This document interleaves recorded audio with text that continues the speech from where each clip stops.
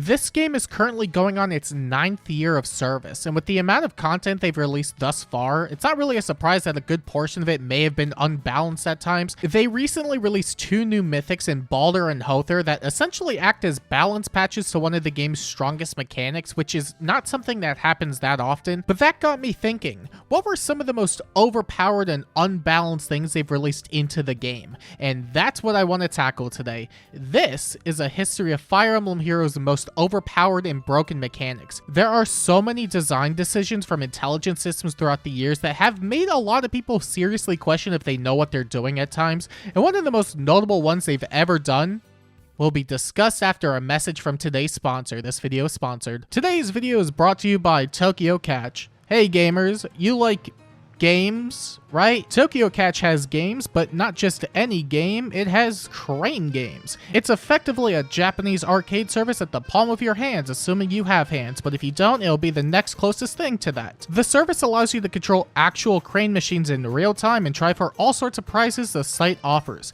This can range from figurines to plushies to trading cards or keychains and all sorts of other goodies that I probably forgot that are rotated in and out of the site at a consistent pace. No matter what, you'll probably find at least one thing on the site that catches your eye. And you might be wondering about the legitimacy of the crane machines, and I can say that after trying the service myself, I can say that they are very much legitimate. I didn't feel as if I was cheated when playing them or felt that I was wasting my time, although granted, I wasn't exactly the best at some of these because, yeah, I'm not exactly the best, but Tokyo Catch has an assist feature on many of the machines that will call an employee over and help you win if you haven't won by a certain point, which is what I used, although it definitely alleviated stress on some of the machines since it felt like I was going to walk away with something in the end no matter what. To be clear though, I did win some prizes without assistance because I'm not actually the worst, actually, if you can believe that, actually. The site also gives out all sorts of advice and contains practice machines to help you get comfortable with the services and machines they offer. I had to nudge one of the prizes to win one of them, which I wouldn't have really thought of if I just went into it blind.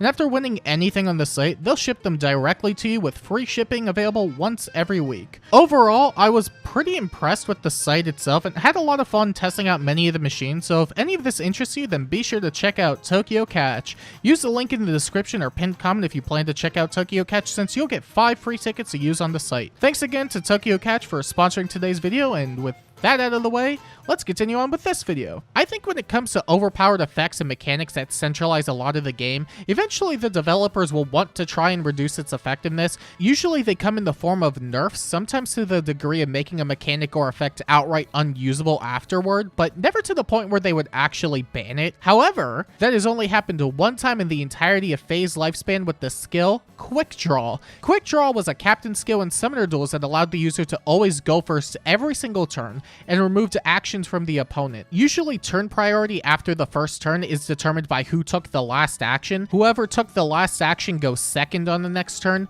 Quick Draw just ignored that, and at times it also allowed any player to take 2 actions back to back. The only prevention of this was only if both players were using Quick Draw, and that just amounted to both players having less actions each turn. But if you didn't run Quick Draw, you were put at such a disadvantage that it essentially resulted in an instant loss, and it was so overpowered that it was only ran for 2 Summoner Duels events, and then promptly never used again afterward, which in actual time would be about 2.5 weeks, roughly between January 20th and February 7th of 2022. Quick Draw has not been seen in the game since, and while it's possible for them to bring it back, given that it's been over 3 years since it last reran, it's very unlikely that it will ever come back. It was by and large the most broken captain skill they ever had in the mode, but it certainly wasn't the only strong one. Of course, we never had another captain skill that was nearly as strong as Quick Draw, but with how the game is currently, I think you could make a case for Erosion being a close second. Erosion initially only prevented savior armors from being able to counterattack alongside a couple of defense and res penalties to help with damage output. This was, in theory, a pretty good captain skill, as it could have allowed for an easier means of dealing with armored units, but there were 2 slight issues with this.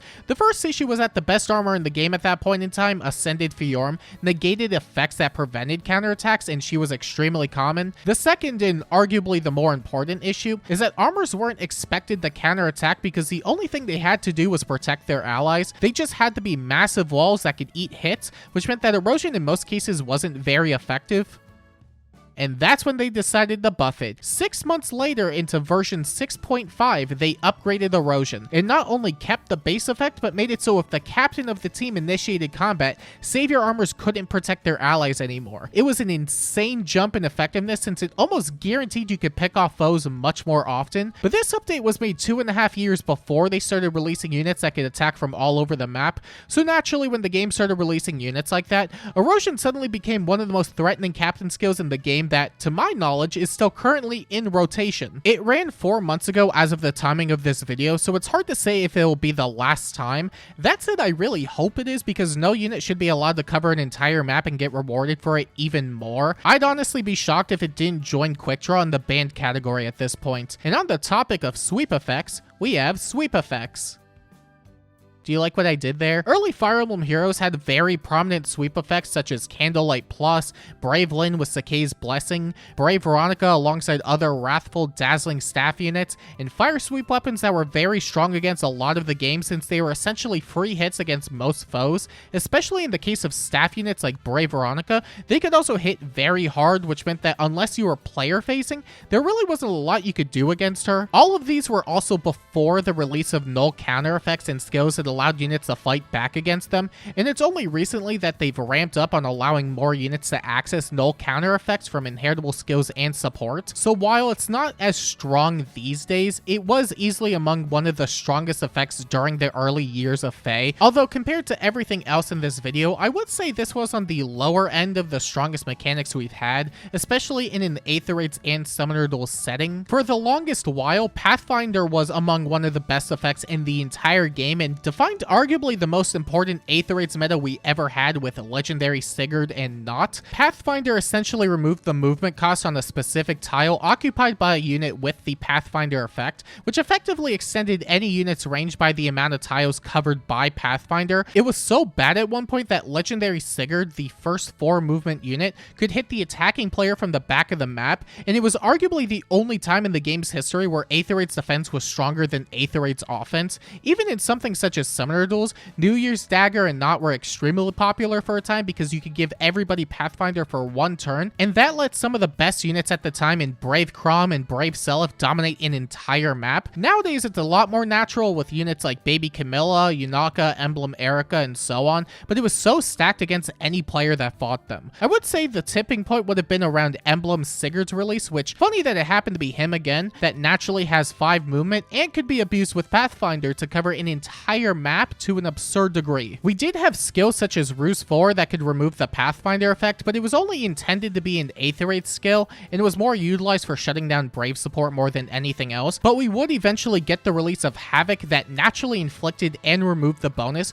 ultimately shutting down Pathfinder units for the foreseeable future. That said, it did last a long while, going for nearly 4 years in all types of different forms throughout various metas. The same couldn't be said about burn damage, and this was not only one of the strongest effects they've ever released, but it's also one of my personal favorites, for you see, burn damage basically just amounted to doing a flat amount of damage as a combat began. It started out fairly small, but it was still pretty effective with Flared Sparrow and Strike skills that gave 7 flat damage, and they could stack for 14 total. 14 by itself was good, but not too overboard, which is when they decided to drop Legendary Camilla, who had the effect built into her weapon. But not just a flat 7, it scaled based on 40% of the foe's attack stat, raising it from a measly 7 to the high 30s at times, which made her one of the most consistent nukes we've had at that point in time. And it only further escalated when they released an inheritable red tome and axe that allowed any unit with the weapon type to artificially become some of the strongest nukes in the entire game. Even units who were known for having terrible combat capabilities such as Henry and Titania could suddenly beat most units because of this one effect that could also be stacked with strike skills and flared skills if you are a cavalry or flyer. It got so out of hand that they released a counter 4 months after the inheritables came out that completely overcorrected everything in Breath of Life 4, which not only healed all burn damage at the start of combat,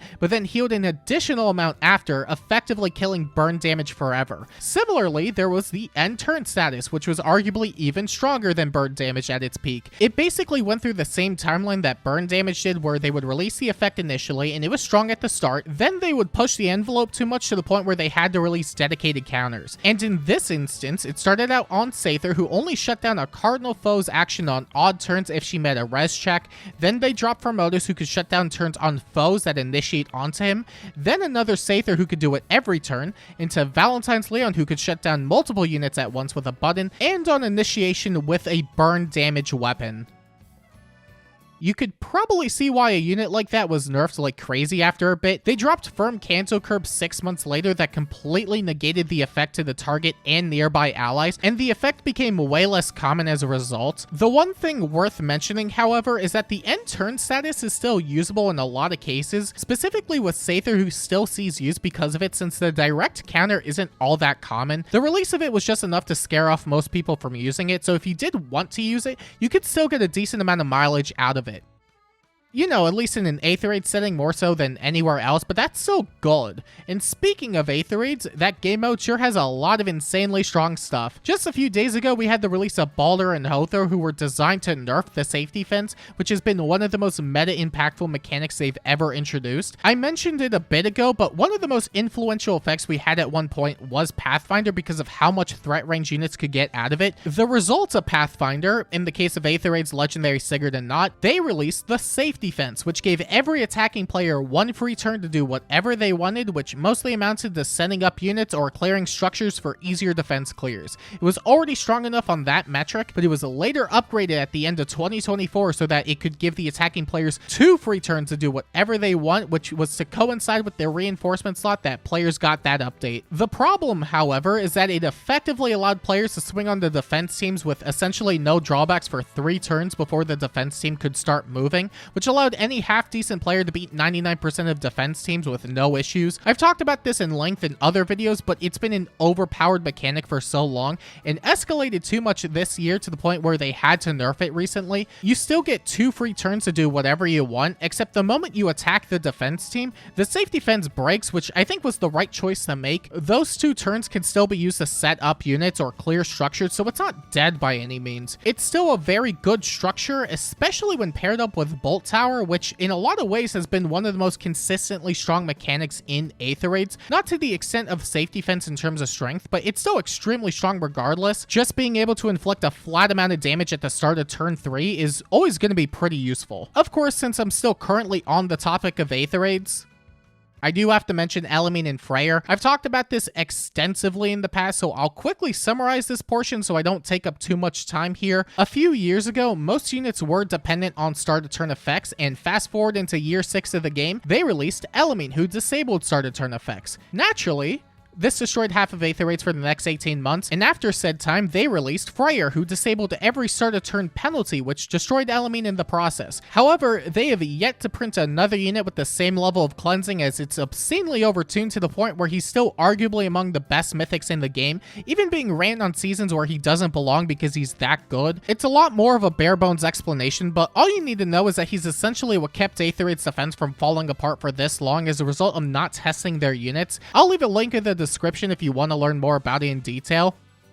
Finish this video first though. Another effect that was clearly not tested, but was and still arguably is extremely strong, was Emblem Celica's ring effect that allowed any unit to teleport next to any foe within 5 spaces of them. At the time, this was one of the largest jumps in threat range we have ever seen, going as far as propelling units into infamy because of how much they could abuse the ring effect. Brave Felix being the most notable example, since he could take a second action after moving, propelling his threat range to 8 spaces instead of 5, and ultimately turning a unit that would have just been good into a demon for a few months. And this wasn't just him, so many units were able to swing with too much ease, sometimes even having the ability to run away with Canto 5, which meant they were even harder to punish. It got to the point where they had to release several inheritable skills that prevented warping, and then they released a bunch of units that could ignore those skills. On top of the ring effect being so good, units would forego their B slot for pass to ensure they could warp. It's still arguably the best emblem ring effect we have in the game, but ever since her release, the rings have been a lot more balanced, which, you know, that's nice enough. I don't think they want to repeat themselves. Canto was also very unregulated on its debut with Reagan, who naturally had flat Canto 3. Canto in mainline Fire Emblem games works since the maps are just larger in general. Faye, meanwhile, tends to work with a much smaller grid that made Kanto, on its debut,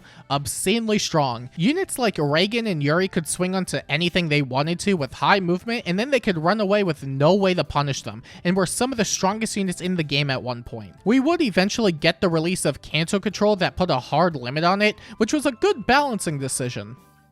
Until the release of Legendary Sakura this year, we had Kanto initially, a counter to Kanto abuse, and then a unit that ignores the counter to an obscene degree because it allows units to teleport back to Sakura even when they're up to 6 spaces away from her, effectively having Kanto 8 in most cases. It's extremely overpowered in its current state, but even before Legendary Sakura, Kanto has always been a strong effect, even when the counters were active, because it didn't completely shut down the effect. Even now, a singular Kanto 1 is extremely helpful for moving around and even setting up movement strategies, so in the worst case scenario, there will always be a use for it. That said, I don't think it would shock anyone to hear that Sakura is still currently one of the best units in the entire game, but that's also for a bunch of other things she does that's not really relevant here. But on the topic of broken units, let's talk about Panette for a second, because she was also extremely broken. But in a different way. Roughly 1 year ago, Panette was revealed to be the freebie character during Choose Your Legends 8 that anyone could build up. She came with a guaranteed PRF that gave her a bunch of true damage based on the amount of damage she had already taken, and an additional amount based on 15% of her attack stat. The weapon itself was fine, nothing too amazing, but by free-to-play standards, it was up there. That said, the way the weapon calculated its true damage ended up clashing with one of the new inheritable skills they released on the Choose Your Legends 8 banner in the reopening, which calculated true damage based on 10 to 20% of the unit's defense stat. This was discovered very quickly, as Panette was set up to be a free-to-play score bot for Arena that a lot of people were looking to build up, and one of the winners in Brave Alphons could give her a high-scoring kit very cheaply, was the one that also debuted with reopening. I also have a dedicated video on that goes into more detail if you want to learn more about it, but again, finish this video first. Thank you. The result of using reopening on Panette was crashing the game for both you and any opponent, which affected a lot of the game. One of the more infamous issues came with people putting reopening Panette on an Aetherid's defense team, as it would boot out any attacking player who interacted with her and would require them to forfeit the entire match. This also meant they couldn't use any escape ladders and were automatically locked out of some scoring tiers because they weren't allowed to try again. It also extended to summoner duels where people also used her for similar purposes, but eventually the glitch would get patched out, and the people that were negatively affected by the reopening Panette glitch were compensated as a result. This wasn't the first time the game had crashing issues either, but it sure was one of the more recent and effective ones. The next step down from crashing the foe's game with a unit would just be pure tanking, and while that's not as fun, it's definitely almost as effective. The two predominant forms of tanking come from percent-based damage reduction that reduces damage taken by a percent amount, and true damage reduction that reduces damage taken by a flat amount. When taken on their own accord, percent tends to reduce more than true damage because of how high damage scales, but when combined together, you end up having units that could be considered nearly unkillable. This is because the percent reduction is calculated first, followed by the flat amount, which could end up reducing most damage to a single digit. One of the most notable units that was able to abuse this at their peak was Brave Dimitri after his refine, that effectively turned him into arguably the tankiest unit at that point in time. It's not often talked about these days, what with the plethora of units that can negate percent-based damage reduction, but when it works, it's still among the highest ceiling for any tank.